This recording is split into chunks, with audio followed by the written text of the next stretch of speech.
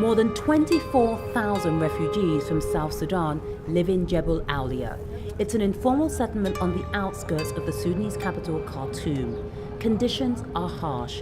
Many dream of returning home to a peaceful South Sudan. Now, a revitalized peace agreement may give them the chance to do just that.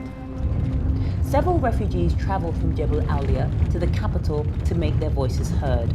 Others came from Kenya, Uganda, Central African Republic, and the Democratic Republic of Congo.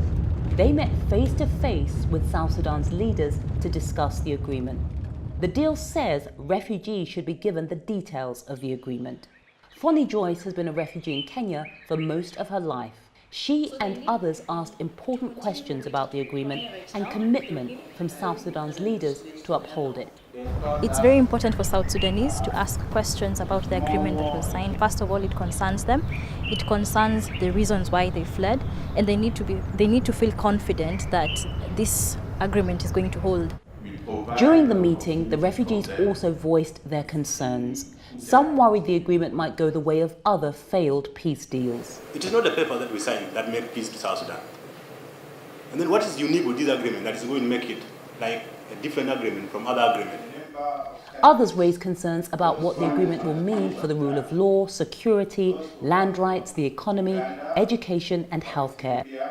Leaders from the government and opposition in South Sudan listened. They said it was important for refugees to be included.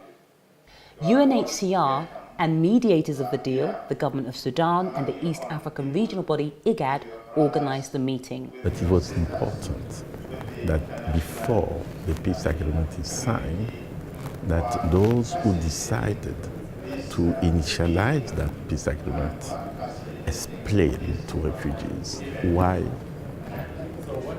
they go for this, why they go for that. The refugees called for the agreement to be translated into all the languages of South Sudan. Now they will go back and share the details of the deal with other refugees where they live.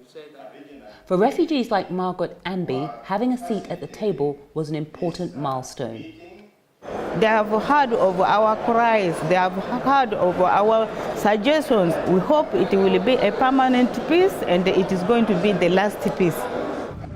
More than 4 million people have been displaced by the crisis in South Sudan.